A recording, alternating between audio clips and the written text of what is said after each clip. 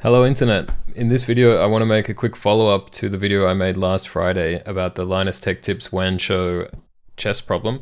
Firstly, I just want to say a huge thank you to everybody who watched the video. I really wasn't expecting it to hit the way that it did. Yeah, I was overwhelmed. I even said in the video at the time I had 260 subscribers and now it's somewhere like 630 or something, so it's almost tripled, and I can only thank you so much. Yeah, it was really great. Everybody who liked and commented and subscribed, thank you so much. I thought in this video I could talk about some of the comments that people had.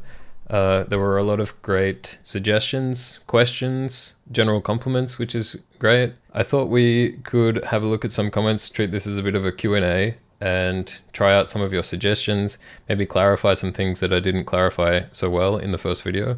I've blanked out the names just because I don't want to call anybody out. Everybody here had great suggestions, but I think some of these things highlight the uniqueness of this chess problem, which is that it does on the surface seem like a really simple problem. The more you look into it, the more you realize that it's more complicated than it seems. This is not to say anybody had a bad idea or something. I just want to explore the ideas and to demonstrate why some of these things don't work.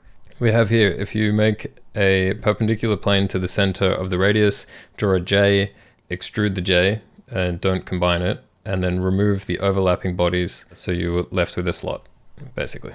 So I've done that here. Basically, I have drawn this sketch on a plane which is perpendicular to the center of the radius, and I've extruded the J.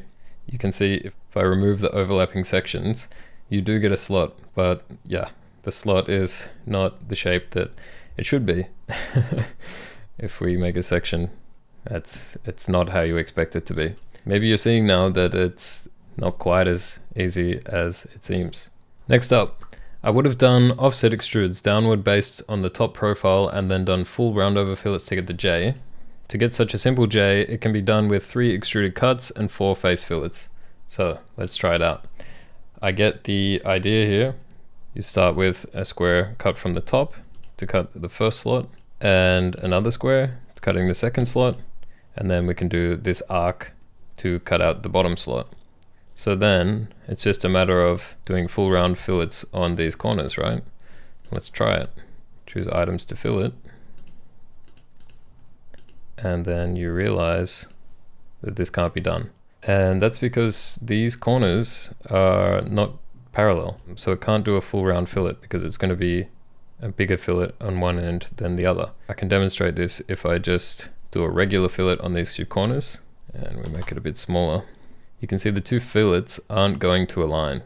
Yeah, fillets aren't going to work. You can also see it's angled up this way. Yeah, it's just not going to get the right geometry. So another example of something that sounds like it should work, but in actual reality it doesn't. Next up, a lot of people had a similar idea. Can't you just get a flat surface, cut the J out, and then fold it around into a cylinder? I created a cylinder, then unwrapped it with the sheet metal tools, added the J and refolded it. Can't you just start with a flat surface, do the J cut, transform into a cylinder? Is there a way to draw the path on a flat surface, then wrap it around a specific circumference? Could you take a flat surface, remove the J shape, and then wrap that flat surface into a connected tube shape? You take a flat plane, cut the J on top of the flat plane, then roll it into a cylinder. All the same kind of suggestion. Let's have a look and see if we can do it in CAD. So if you see here, I've got this folded shape. I can unfold it like this, so I have something flat, and then I can cut the J shape out. And when you look at it, the J shape is perfect, right? The walls are perpendicular as we want them to be, as they would be cut by a milling tool. Then if we fold the shape again, you can see that things start to fall apart. If we look at the section, looking from the top, you can see the walls are no longer perpendicular. Because it's folded, that's going to stretch the material. This cutting line is always going to say perpendicular to the center of the bend. And what we actually want is for this wall and this wall to stay parallel, and the center of those walls should be perpendicular with the center of the bend. So no, unfortunately, this solution also doesn't work. Now here we had a suggestion. The testing bit should be a bit bigger in diameter. Then if the collisions be rectangular, the geometry is proper. This is a nice suggestion actually. If I go back to my third solution from the last video, the one I said would be the best solution in my opinion, I showed that the surface didn't seem to be interfering with the edge. but you couldn't tell if there is like a small gap or something between, or if that's just a graphical glitch. And what he's suggesting is to check that we can make this cylinder a little bit bigger, and then I can actually combine them together so that I can check the shape of the interference between them. And the fact that they're rectangular shapes suggests to me that it is following the right shape. Like the front isn't wider than the back. It's kind of just a nice way to verify. Probably is fairly accurate. So next up, we had some suggestions to use projected curves to project the line of the J onto the cylinder. We just drew the curve, projected it onto the cylinder. This should be dirt easy to do in Fusion using the project and then extrude tool to cut. So let's have a look. Here I've got the J sketch again, and I've created a projected curve using the projected curve tool in Solidworks.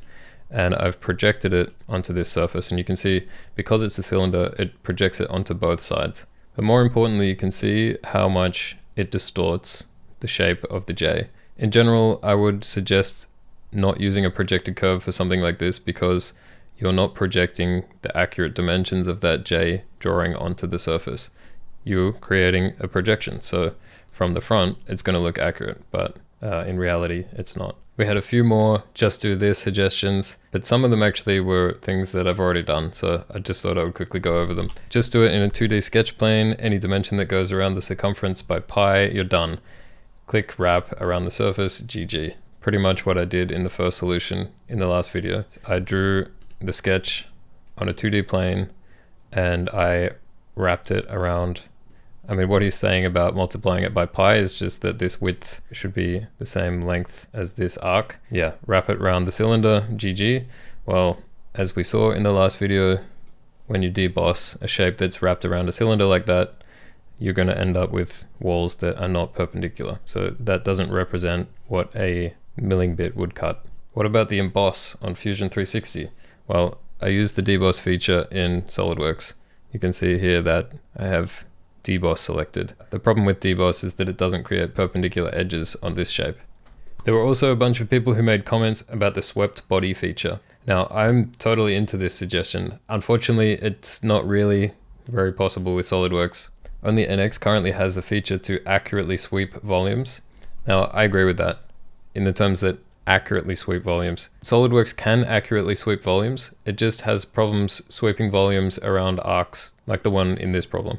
I would create my 2D sketch, wrap it as a 3D sketch around the cylinder, create my tool, and sweep it along the path. Create a milling bit in CAD as a separate body, rotate it up and along the path. Could this possibly be something SolidWorks could work towards, implementing some kind of tool to allow this sort of cut to be made more easily? SolidWorks and Inventor and some others will actually allow you to sweep a solid body along a path for creating features of this type. So I have here the cylinder, and I have a body, which is representing the milling bit.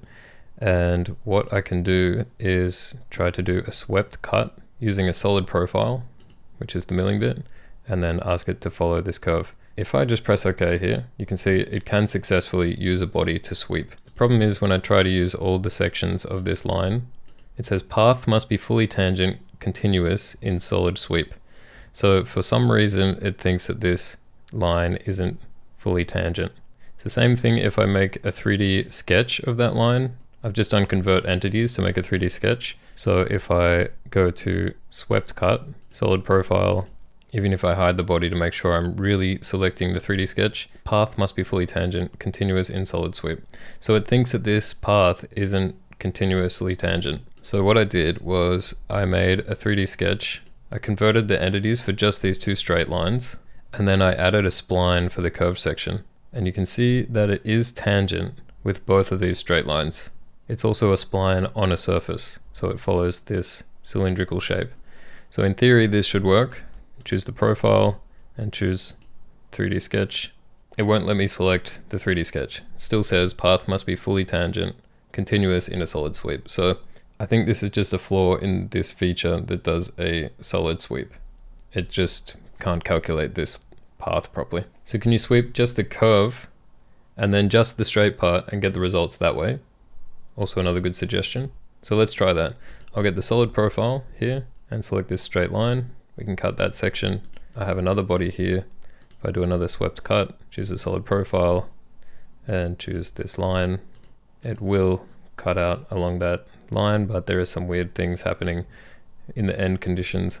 I just generally wouldn't suggest this approach. Hopefully Solidworks could fix this so that we could do it all in one path, but for now I would avoid it. So I had a suggestion here to use the swept cut again, like I did in my second solution in the first video, but to also add some guide curves. And another comment here, also use at looking control sketches being the initial swept path. I think they mean to use control sketches. I had to think about how I could add control sketches, and I actually had another idea to try to do a loft, because if I had all the control sketches, from there I could just do a loft from the inside to the outside. So what I've actually done is created two J's. One of them is wide enough to fit the outside profile. This line is equal to this arc, and that's where this ends, and this J connects to this line, and that's equal to the inside arc. If I hide these two sketches, you can see I've got two wraps, and they're one on the inside, one on the outside, and they line up with each other. So then what you can do is make two surfaces from those, loft between the two surfaces, and knit them together as a solid, and then subtract that from the main body. Now this solution doesn't actually work, and it's because these two J shapes actually don't really work out. Like this, the bottom of the circle is lower than this one because they're tangent. It should actually be up here, which would mean that the circle couldn't be tangent. It would have to be a weird spline shape. Doing something like this, even though it didn't work, if it did work, it would only work for a shape like this. If you had something more complicated, it would be really difficult to figure out how much this should be offset from on the inside compared to the outside to make the wraps line up, and these wraps don't line up, so in general this doesn't work either. Lastly, there were some really good suggestions for simplifying my third solution in the last video, the one that I said I think is the best solution. We can actually trim a few steps out of there and make it a little bit simpler in the feature tree. The requirement to have such a pipeline to get to this point is terrifying. At any change, it would be double and triple checking a lot of things to make sure it's still valid. I can understand this fear, and it might be coming from the fact that there were so many steps in the feature tree. So I hope that simplifying the number of steps might make it seem a little bit less terrifying. I do think that it should be easily adjustable without too much pain. Does a bidirectional surface thicken work in place of using offsets? You can use Thickened-Cut or thicken plus fillets plus subtract combine. Instead of offsetting the two surfaces on both sides, use a thicken midplane for the surface. Does it still distort? So yeah, thickening I think is a much cleaner solution, so let's try that. So this is similar to my third solution in the last video, a wrapped J path. I've created a 3D sketch just copying that path, a swept plane that follows that path. The plane is actually defined by that sketch, so if the sketch moves, the plane will follow. And then instead of doing offset surfaces, knitting them together and doing lofts and all those kinds of things, we can just do a cut thicken. Essentially, it does offset that centerline surface. It just thickens it into a cutting body. It does everything in one step. Then all we need to do is full round fillet the end conditions. So we have a fillet there and a fillet there. Far less steps in the tree. Just a swept surface, a cut thicken, and two fillets. Then to check the geometry, we've got the mocked in milling bits. You can see it still looks pretty accurate.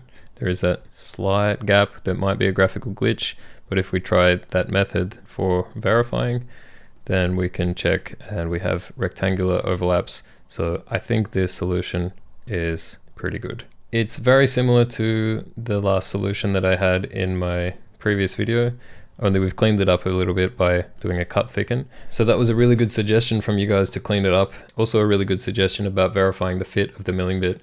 There were also a few comments about why it's important to do this, or why should we bother? Why does it need to be 100% in CAD? Does it really matter though? Even if it wouldn't be accurate in CAD, it would still be accurate in the product. Knowing the tool will give you the cut you want. You shouldn't need to model the edges realistic. So I totally understand this sentiment as well, and you don't need to do it.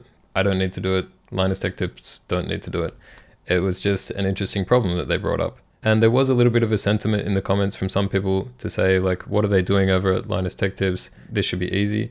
Obviously, everything's easy in hindsight, looking at the solution. Firstly, I don't think it was that important for them to solve this. It was just something interesting they were thinking about. I also think that probably they're more than capable of figuring out the solution, and they might have already done that as well. So I don't think it makes sense to criticize them. Linus even said in the video am I spending money on this? And they said, no, we're just spending our own spare time just for sanity's sake. Like, they don't need to do this to make the product. And they even said that multiple times. Like, we know how to do it, we just don't know how to CAD model it for the way that it looks. There could be some valid reasons for doing it. Say if you wanted to do a 3D print model or something, a CAD model will need to be accurate for the 3D print model to be accurate. In general, all of the suggestions you guys had were good. But yeah, I just wanted to point out that some things, it's not as simple as just saying, you can just do this, you can just do this. This is why I found this problem so interesting, because it's not as simple as it seems on the surface. Yeah, once again, I really wasn't expecting the response that I got from the video, so much appreciated. And yeah, thanks again for watching this video, and yeah, and see you next time.